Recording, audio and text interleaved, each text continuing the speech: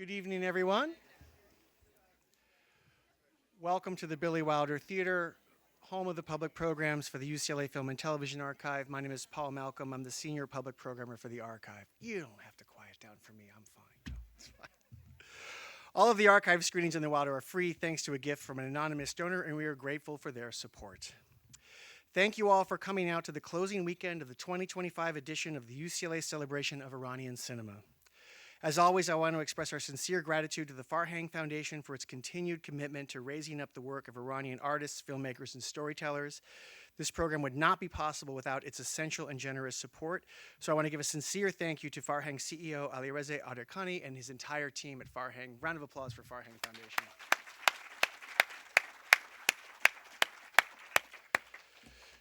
We are honored to bring this year's celebration to a close with a two-night tribute to a giant of Iranian cinema and a UCLA alumnus, Dariush Mehrjui.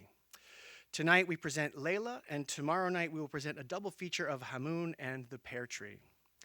We are especially honored to have this celebration with the participation of several special guests. First, we are thrilled to have with us tonight star of House of Sand and Fog and the TV series The Expanse. Among her many, many credits, actor, author, and activist Shohreh Aghdashloo is here.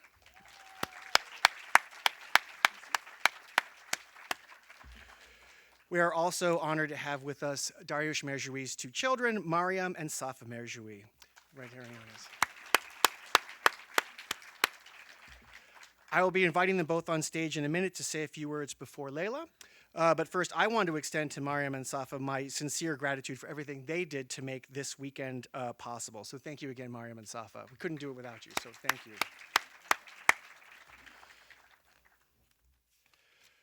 Born in Tehran in 1939, Dariush Mehrjui came to Los Angeles in 1959 to attend the film school at UCLA.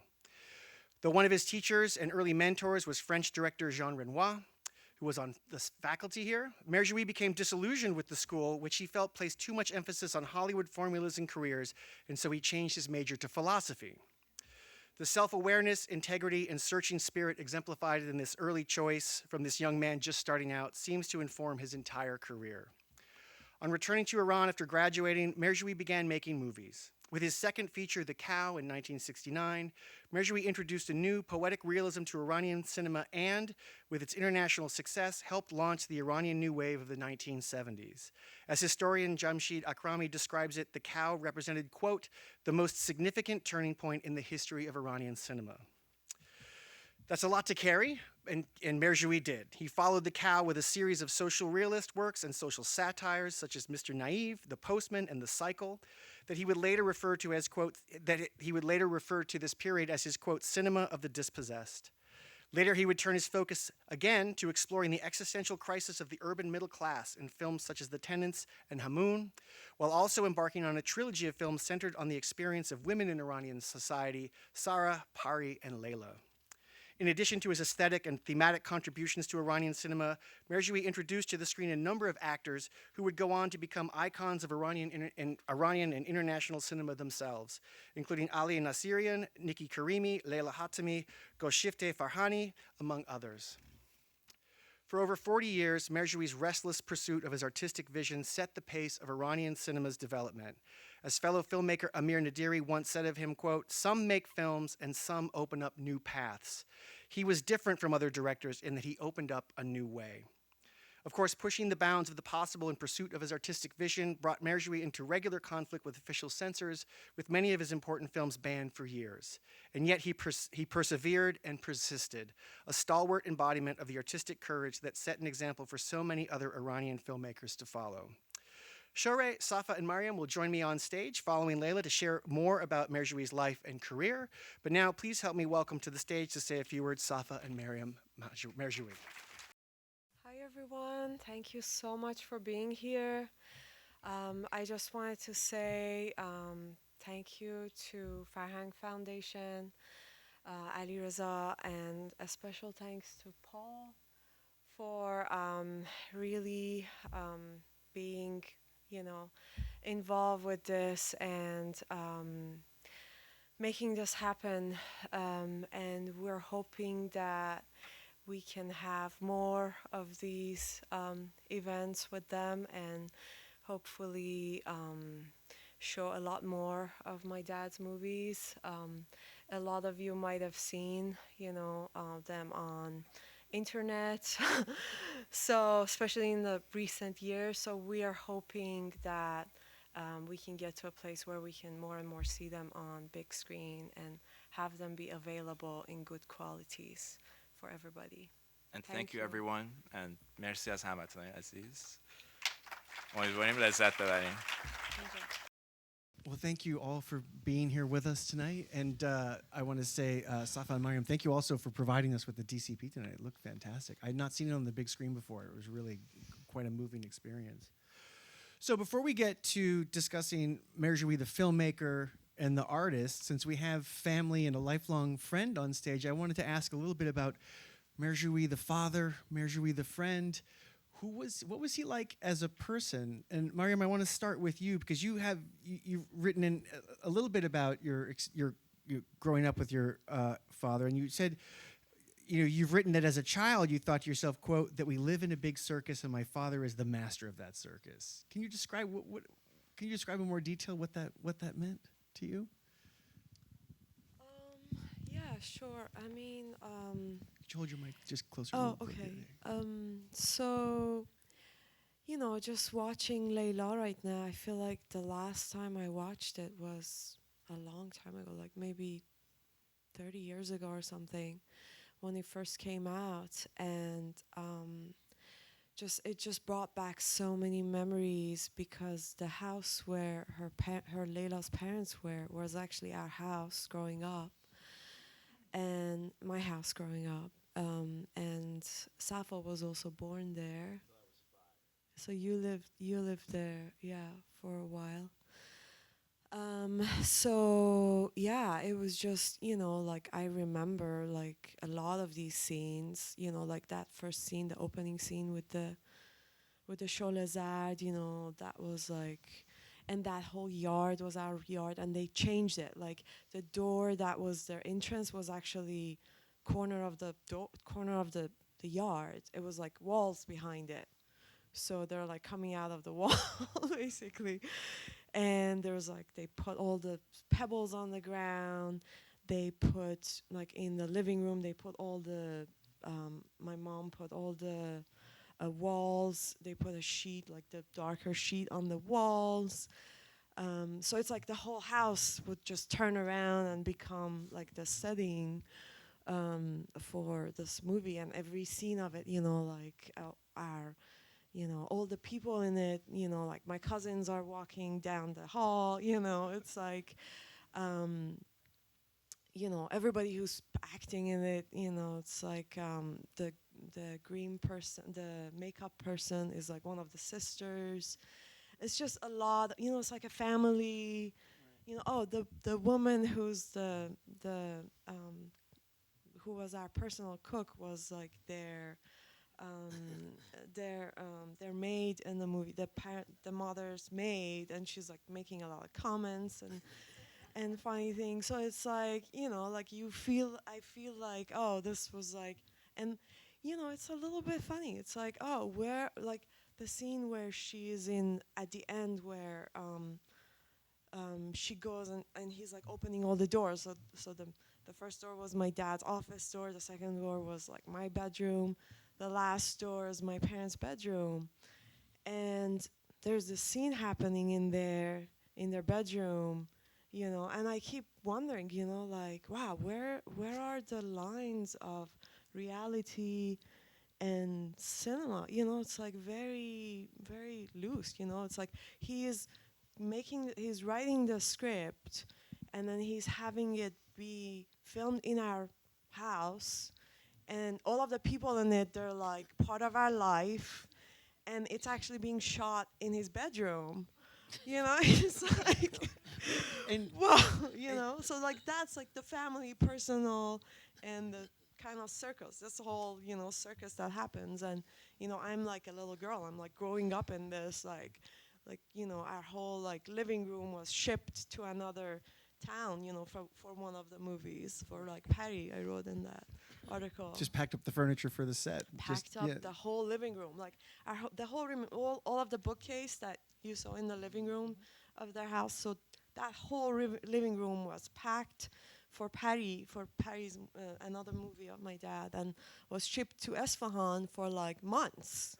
And I was just staying home behind. My parents left, they went there, and I was just staying home in the empty living room, basically. So when we say he's a personal filmmaker, he was a really personal filmmaker. Oh yeah, and it was family also. So like the set designer was my mom, the wardrobe person was my aunt, you know, my cousin, me and my cousin we were constantly in the set, you know, so it felt like a family. All the people who were part of his movies, they were always pretty much the same people, the same group of people, you know. It becomes like a circus, you know who everybody is. Sometimes there's like a new person, then like the actors, they're picked, you know, and it's like this whole thing is gonna happen, you know, again, 1 year after another year. So yeah. You also mentioned earlier there's an autobiographical element to Leila. Would you mind sharing that story? I mean, about. Yeah, I mean, I feel like, I'm watching this after 30 years, and I'm an acupuncturist myself, and I've had so many clients who are, you know, coming to me for fertility issues, and I look at that and I'm like, wow, this has been, you know, something in every society, in every culture, you know, this is something, a subject. And yeah, in our life, in our personal life, I mean, my mom, she was trying to get pregnant for like 15 years after me, and she couldn't. So a lot of those like you know, technical stuff, they actually did it themselves. They learned those things themselves. They went through that themselves. But I don't think this conclusion ever came up in their personal life. But by way of segue, that brings us to Safa. Yeah. Literally. What's your first memory of not your father, but of discovering that he's a famous filmmaker outside of the house? And how did that have any like impact on like the way you thought of him and your relationship with him once you learned, oh wait, I'm sorry, his mic's not on, but sure, would you mind sharing your mic with him while we figure that out? Hello. There we go. Thank you. I always knew he makes movies, but I had no idea how big of a deal he was until I was like 8, and we had a school assignment. What do your parents do? And I asked my mom. So Dad makes movies, right? Like that's his thing. And my mom was like, "Oh, let me tell you, he doesn't just make movies." So I kind of had an awakening, and I was kind of embarrassed actually. I was like, "Oh, like, you know, my friends' parents aren't, you know, don't have that many achievements, and you know." So it took a while to like ease into it and get comfortable with it.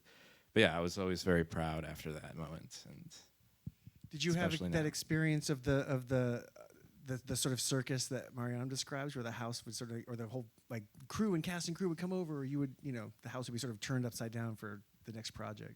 Some of it, yes. A different kind of circus, a different chapter of it, but it was still the same deal. A lot of the same faces, especially not like Mary mentioned, not the actors necessarily, but the people behind the scenes, and the crew were always the same. And you know, they were all like, we called them aunts or uncles, even though they're not related. But some of the actors too, like Gorshubte, we hung out with a bunch. But it wasn't, well, you know, it's funny actually, the doctor who tells them that you can't get pregnant is, God rest her soul, Vahide, who later married our dad. So that's, you know, another crazy, like, biographical incident. Yeah. And, you know, we moved from that house, but it was kind of in reverse. Like, I was in the set of Santuri a lot, and I noticed a lot of the stuff that was in the set would actually end up in our house later, which weren't there to begin with. So this time they were buying set and they had a bigger production, yeah. And instead of getting warehouse, they would just bring it home. That's great. Shohreh, when did you first meet Dariush, and what was your I guess what was your impression of him, and then when did you start when did you first work with him? Um, Dariush was a dear friend of mine. I met your father way before he became a director. I was 16 years old, and I was visiting my aunt. My cousins and I were playing hopscotch on the roof, as you're all familiar with. And there he was, next door, on the roof. He was visiting his parents. He told us that he was a student at UCLA and that he was studying philosophy. 4 years later, I saw him again at a film studio. This time I was there to sign for a movie called Sutitalan. He was so happy for me. A couple of years later, he offered me a movie called The Wolf, Gorg, with Izzatullah Intizami and Saeed Kangarani. Unfortunately, both are deceased now. We started rehearsing in his place, in his home, for a couple of days during the turmoil. Turmoil has already started in Iran. And I guess we all knew that one way or the other, we couldn't go ahead with this movie. I left a couple of weeks later, unfortunately, without letting him know. I couldn't trust anyone. That's why I didn't let anyone know that I was going, except for my mother and my best friend.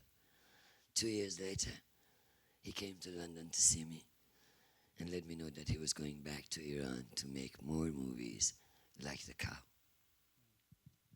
What was your experience? What do you remember being on the set with him? I mean, he was your friend, but in that moment, he was your director. What was your experience with him as a director? And was there any lessons or memories that you've taken with that moment into your career? One thing I have to tell you that when I was young, I always thought that people who are studying philosophy or are interested in philosophy are by nature sad people. Kind of, I don't know why, kind of negative, sad, or kind of not happy at all.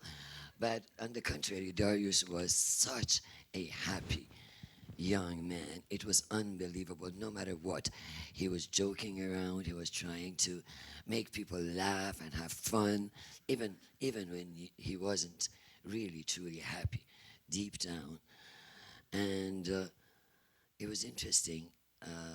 When we started working with each other, we were already friends.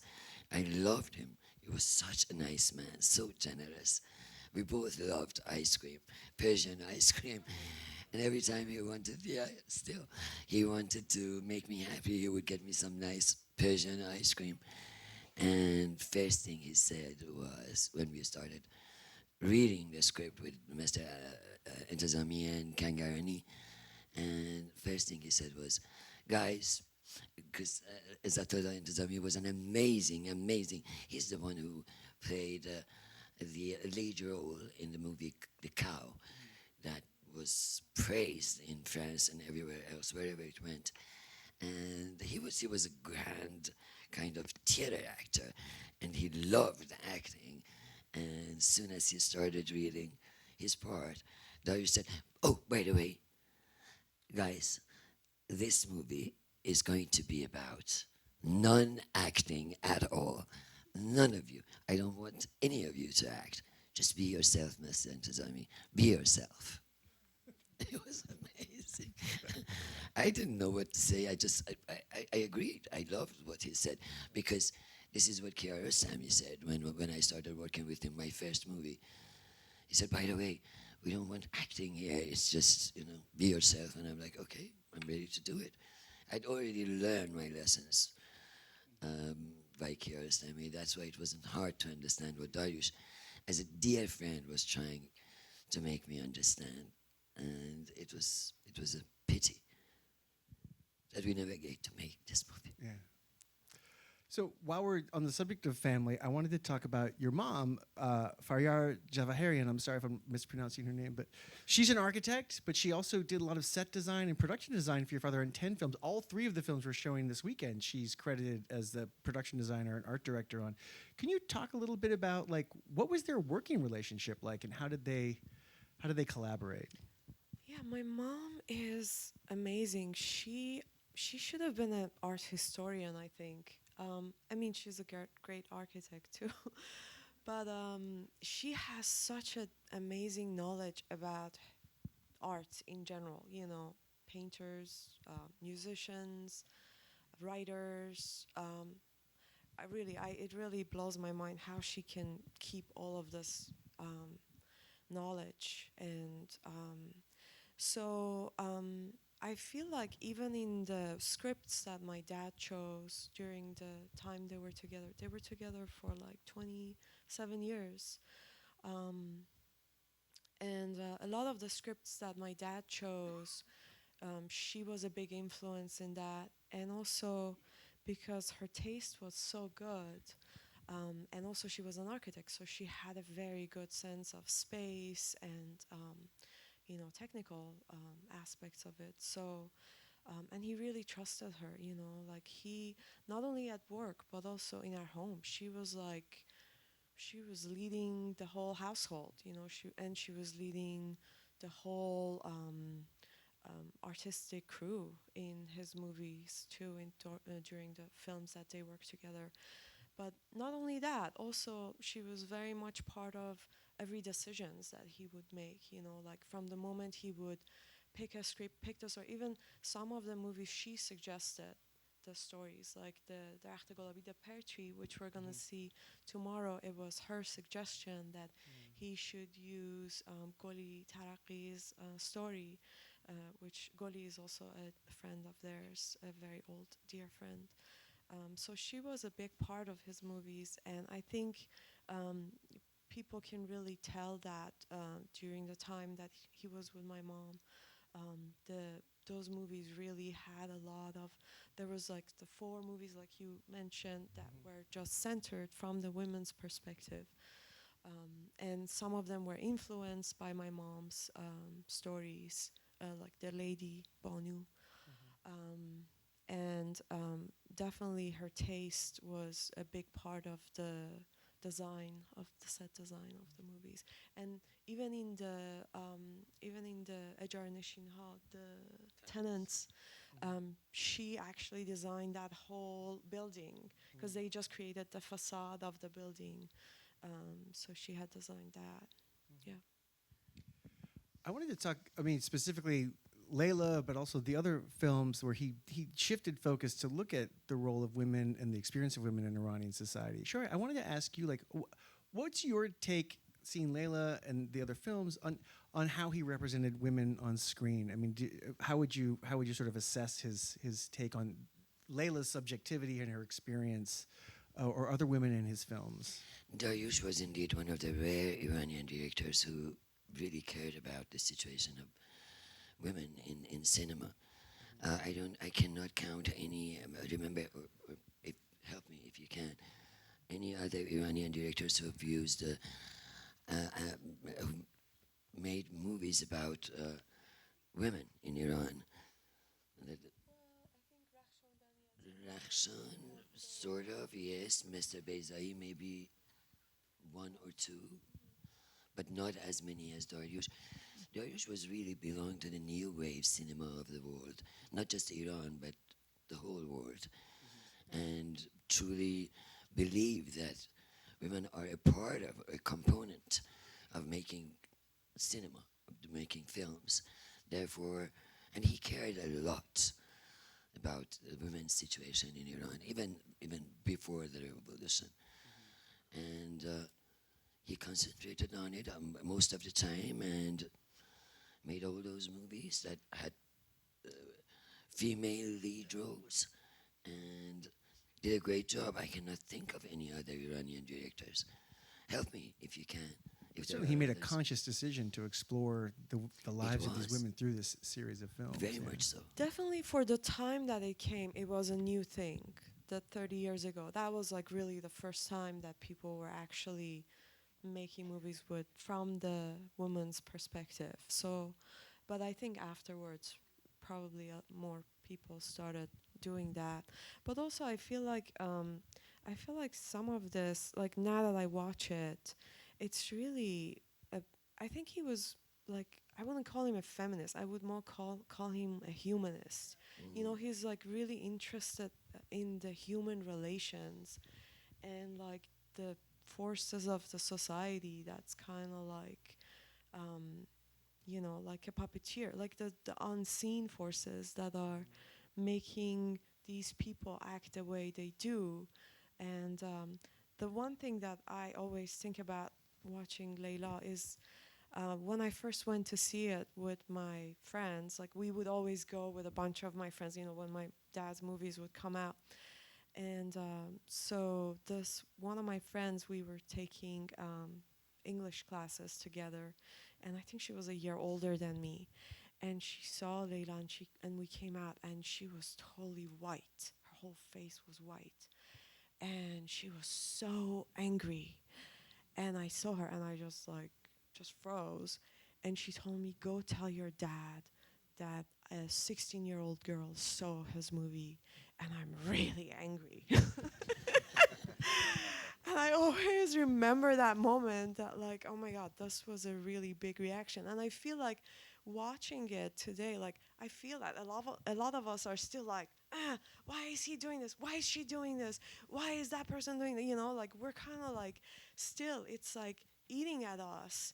And this is like 30 years later. So it's like, you know, your friend actually asked me before he actually worked with I forgot your name, Arash. He actually worked with my dad on 3 of his movie scenes. He told me and Safa. He was in the Mix and the دختر دایی گم شده and بمانی. And he was telling me he was asking me, why do you think your dad's movies are still relevant today? That was a question, right?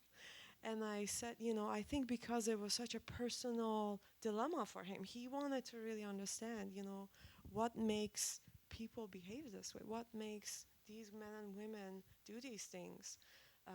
So anyway. And how that was bizarre it all is. It was Yeah. bizarre. I wanted to kill Reza at one moment. If I have to be honest.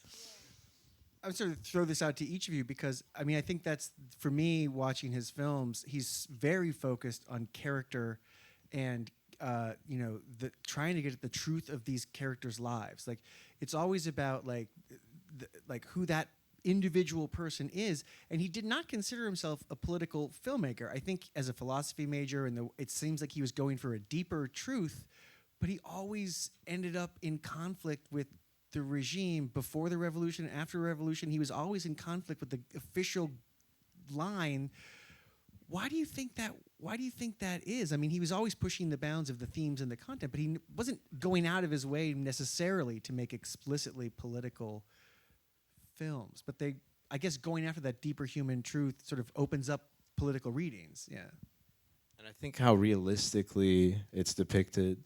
You know, our dad was first and foremost inspired by Italian neorealism, like many of his colleagues of that time.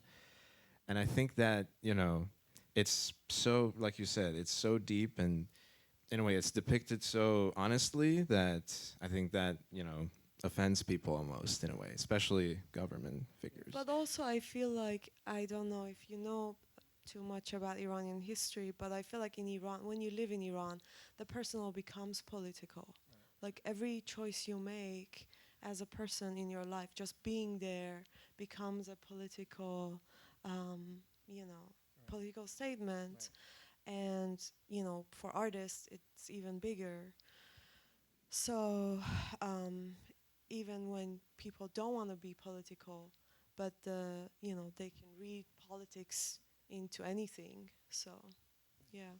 Dariush was really a people's director. He was always looking for subject matters that would relate to his audience and never shied away from making movies that people were not happy with, especially the authorities. What he truly cared about was the people, not the authority. And obviously every film is a kind of picture of its society. When he makes a movie like this, he proves to us that we're still as backward as possible, that we're trying to find a wife for our sons who's been happily married to this wonderful young lady. But no, we have to make it impossible by suggesting that we need a kid of his, therefore he needs to get married. And by the way, the writer of this movie, Mahnaz Ansarian, is also a dear friend of mine. Very much so. The three of us, we called ourselves the Three Musketeers, Dariush, Mehrjui, and I, when we were very young, before you two were born, and maybe you, Paul.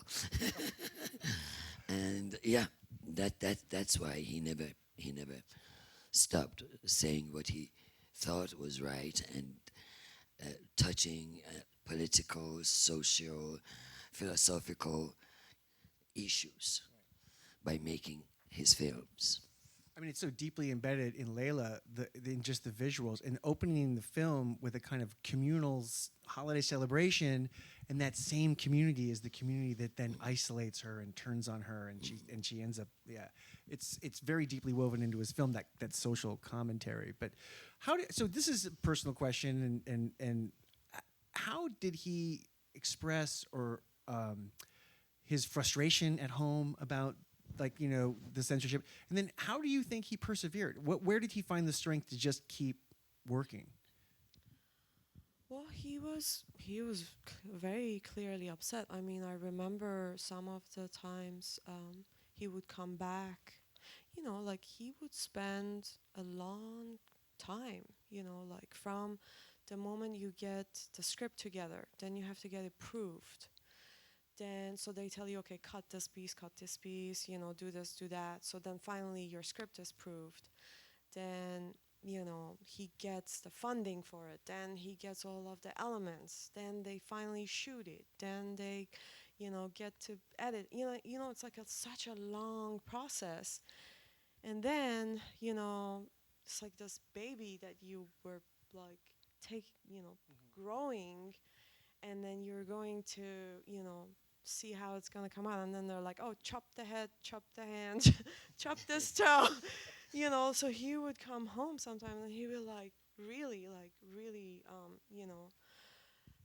upset. And we, me and my mom would be like, okay, so what did they say? And he would be like, oh, they said to take out this scene. And we're like, what? Why that scene? Like, doesn't make any sense. And he was very vocal about that throughout his life. He was like, he has a lot of interviews with people talking about this. Like, these guys, they have no idea about movie. They have no idea about art. Who are they? Why are they telling you to cut this piece, cut that piece? Like, on what basis? But then he also was, he was very smart. He knew that he wanted to stay in Iran and make movies in Iran, and he knew what what the limits were.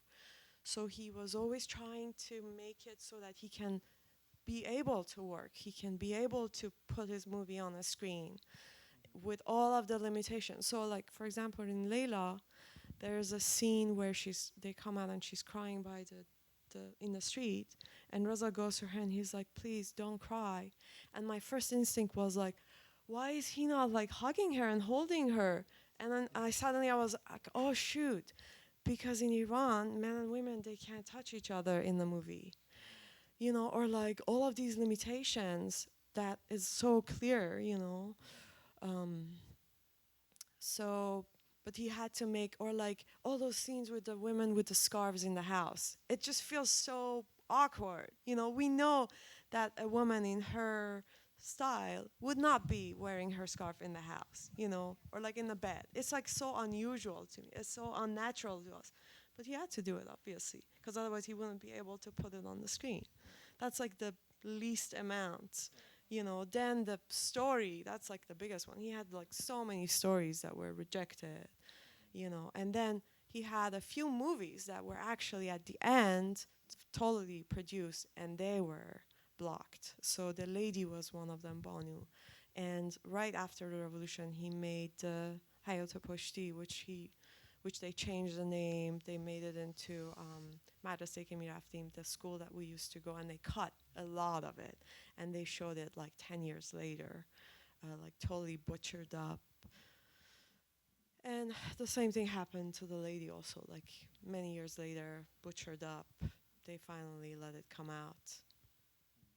So yeah. But at the end, I think, in a twisted, weird way, he kind of enjoyed the challenge too. Like, he was happier during shoots, during filmmaking, even with the censorship, than he was in between films when he didn't have something going on. At least when I was the around. challenge, in other words. Absolutely, I He think liked so. the challenge. I could have understand that. He wanted I the don't know if he liked the channel. He liked making movies. That's what he liked to do. But he had wanted to. to He make had his to do movies. So So I have one more question, then we'll turn it over to the audience. And if I call on you, just wait for us to bring a mic to you so we can hear your voice. But also we're recording the Q&A. So Safa, this is so as far as I know, Hamoun, the Pear Tree, and Leila. I mean, The Cow has played in the United States frequently, but those are the only three films that I am aware of your father's that had a theatrical release in the United States, which means we have a very limited view of his full filmography. But what's super exciting is you were just at the Bologna Film Festival in Italy for the world premiere of The Postman restoration, a brand new restoration of The Postman, which is really exciting, and I cannot wait to bring it here. Can you talk to us about that project, but also the ongoing project of finding and restoring and preserving your father's work? Yeah, I can't wait either. I'm really excited. And yeah, well, a friend of ours, Ehsan Khoshbacht, who works at Cineteca Bologna, he was informed by some friends in an archive in Berlin, the Arsenal Film Institute archive, that they have this copy. And this was like 3 years ago. And actually, our dad was involved. But, then unfortunately he passed away. But me and Ehsan kept this going, and we were very fortunate that the Film Foundation picked it up and they restored it fully in 4K, and hopefully it'll get a worldwide release and hit all the festivals and be distributed. And that's kind of our challenge going forward, is finding these last few pre-revolution films that haven't been really released since they came out in the late 60s or 70s. And the Iranian government also doesn't like them. The Cow gets a pass. Everybody likes The Cow. But then there's these other ones that are, a little more questionable. So How about Mr. Naive? yes, I don't think they. You don't know. So Are the sources or the film elements that you need to scan to create the DCP? Are those? I mean, you're looking in archives around the world. yes, that's the challenge. But they're also in Farabi Cinema has them. I mean, do they have copies of the prints? And it's So supposedly, Filmkhane Melli also has them, but I was actually going to go to Iran this summer, but we'll see. Hopefully, how things pan out. Eventually, yes, that's also a great source. But we're also really curious to find prints outside of Iran, because maybe they're actually a little different, or maybe they edited it differently. Because even before the revolution, a lot of releases in Iran might have been edited or censored. I mean, even before the revolution, there was a lot of censorship, and there were different things that didn't make any sense that the government wanted cut from these films. actually, So I don't know if you know that, but they had censored The Cow. They didn't want The Cow to come out. and the cycle. Yeah. And the cycle, yes. I remember. So we're very curious to see what we can find in Europe and in America, and the search goes on. That's fantastic. Very much looking forward to showing more of your father's films here as we go through that restoration project. So I'll turn it over to the audience and see if we have any questions. We've got time for a few questions here. If you raise your hand, we'll bring a mic right to you. There you go. I have a question. I'm not Iranian, and my question was, my person here asking if she was Iranian, was this very customary when the wife could not have a child, that they were forced to marry another? Well, I don't know if it was customary or not, but I don't know if you know the laws in Iran. A man can have up to 4 wives legally, and unlimited amount of sireh, how do you call that? Temporary wives. Oh, I didn't know that. So So this was in Iran for centuries? this It is was early 1900, circa 1900, yes. It was customary, but not during the time that Dariush made a movie out of it. But Yeah, it's not very customary, but it's legally possible. mhm. But So even under the Shah of Iran, Oh, that you could yes, still have yes, four yes. wives. What's Yes, interesting about nothing to do. I'm so sorry. Nothing to do with royalty. It has a lot to do with the traditional type of families, kind of fundamentalists who do believe in having kids, in leaving someone behind. Therefore, yes, it was going on for decades, for centuries, if not decades. I was just reading a Sader Hedayat short story, Exactly. and there's a character in the 1940s Yes. who has 3 wives and 4 sires. So he has Yes. 7 women in his Yes. house. Yes. But what's interesting about Leila is you see the opposition and the resistance, not just in Leila, but in the community of women, his sisters, and the father was also. So there's an opposition and there's a real resistance to that. You know, you can see that if it's happening, it's falling out of favor, and it's only a few folks who are sort of pressing it on. So, but so another question from the Oh, really? audience. See? Let's go on the let's go right here. Yeah, there we go. Sorry. We'll get over there in a second. Thank you so much for tonight. This is my favorite Iranian film of all time, and I've shown it to a few people, and they've all been quite infuriated after watching it, which I think is very good, quite frankly. And I just wanted to touch upon, just as an Iranian woman, so much of my consciousness has been, centered around my oppression, in a patriarchy, whether in a family or in a culture, maybe politically as well. But this is actually the first time I've seen this one, and I think I've seen it about 4 times, where the film also seemed to be about male liberation under, I don't know if it's matriarchy or patriarchy, because I think the men in the movie are actually depicted in many virtuous ways. And it's the women, I think, in the movie who may be somewhat more oppressive, quite frankly. So I was curious to know if that was something that your father had touched upon overtly in any sense in any conversation ever. Well, I kind of remember there was a lot of reviews when Leila came out. Everybody was like, why are the men so weak, But, I mean, you're asking about his personal life? Well, I don't mean to be intrusive, but whether he felt oppressed in the same culture Well, that I feel has been oppressing women. Well, I don't think well, he had 3 sisters. He grew up, he was the only son. He had 3 sisters.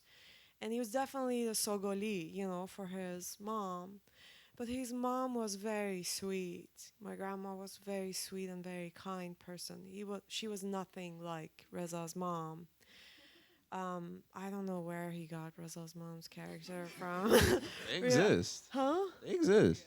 I mean, but in our of course personal they did. life, I don't know. I don't know where he gets it from in our personal life. Let's don't forget that Manos wrote the story. Right, that's true. Manos Ansarian wrote the so story, who and might she have a herself better- was barren.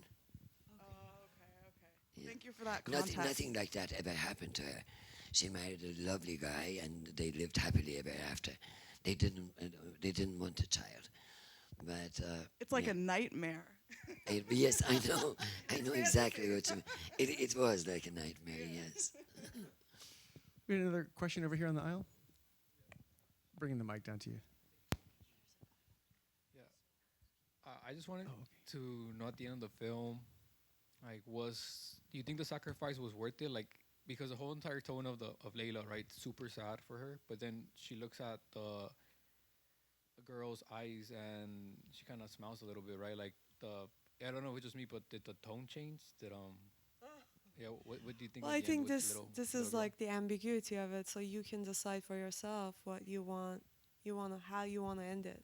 I think that's done on purpose. Like, I feel like some movies, it's nicer if you don't have like a clear ending, because it's really not about that. Actually, it's more about her personal struggle. So. Well, that's my when I thought. saw the little girl, and Leila's look, first thing that came to my mind was what she said to Reza. She said, "I don't want to raise other kids, people. I want to raise your kid." And she got it. So, question right up here in the aisle.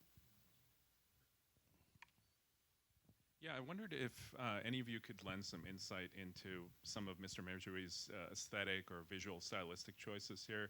Not all of the scenes, but many of them didn't seem to have standard establishing shots or two shots. There's a lot of close-ups on faces and kind of back and forth between close-ups. So any insight into that or other components of the visual style? I was also going to add, there seems to be a lot of exploration here. There's voiceover narration, but there's also like direct address to the camera. The screen flashes red a few times. There's a few stutter steps when he's going down the hallway. Like he really seems to be trying a lot of different ways to get us in the heads of the characters and their emotions. Yeah, do you have any insight into his And a thinking? couple of Yeah. fourth wall breaks too. Yeah, exactly. I remember because I remember him talking about that. You know, my dad had a lot of different styles. He never really got stuck with one style, and he kind of wanted to play with these things in this movie. Like I remember one day we were in the car with Calori, the photographer, and the cinematographer, and he was trying to tell him, you know, like that's what I want in this movie. I want like a lot of fades, I want a lot of colors, I want a lot of close-ups. So he had this vision, yeah, and he wanted to play with these things.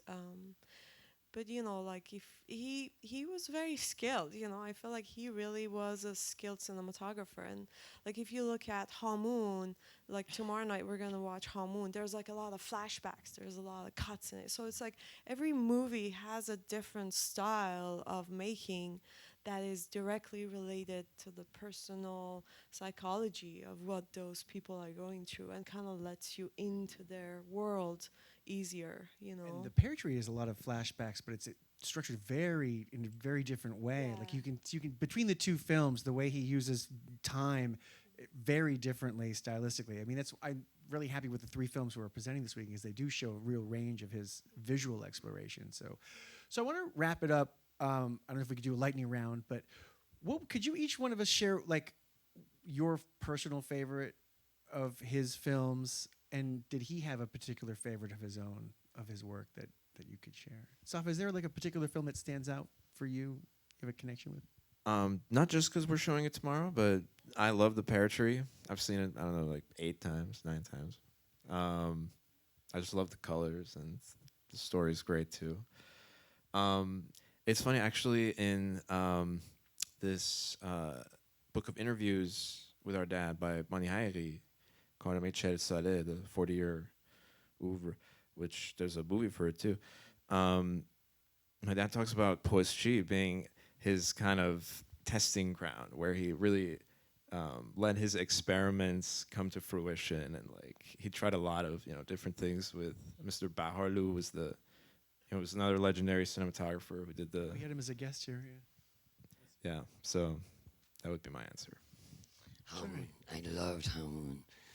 It was a kind of like exploration of philosophy, poetry, and amazing visionary scenes, gorgeous, gorgeous scenes, cinematography, and also the tenants. Loved the tenants. Yes. It's really hard for me to choose, tell you the truth. I really like The Cycle. I think Saeed Kangarani was really, really really beautiful, handsome. I had a crush on him when I was a kid. How old were you? I was born in 1979. Oh, okay. So I'm after. Yeah, I'm after a the child of revolution. Sorry, too late. But I loved Hamoon also. I loved. Hamoon I watched so many times. I kind of know it all by heart. I liked Patty a lot. I felt, I loved the music of Patty and the kind of feeling, the kind of like the search for meaning, the kind of Seyru Suluk. I don't know how you say that in English. Like the kind of searching for God, but not God. Like mystical kind of search for truth, I really liked that. That really touched me when I was in high school. I did not like Leila as much, actually. Leila is really not a favorite of mine, and I had a hard time watching it before, and I'm glad that I got to see it today. So. It can be tough because you do just want to scream at everybody. What are you doing? So, I just can't tell you how honored I am to have you all on stage. Such a pleasure to have you here and to celebrate your father's life and career. We're going to be back tomorrow night for an amazing double feature. Safa and Maryam will be here to introduce the film, so please come back for that. Thank you so much, Shohreh and everybody. Thank you so much. Thank you, I really Paul. appreciate it.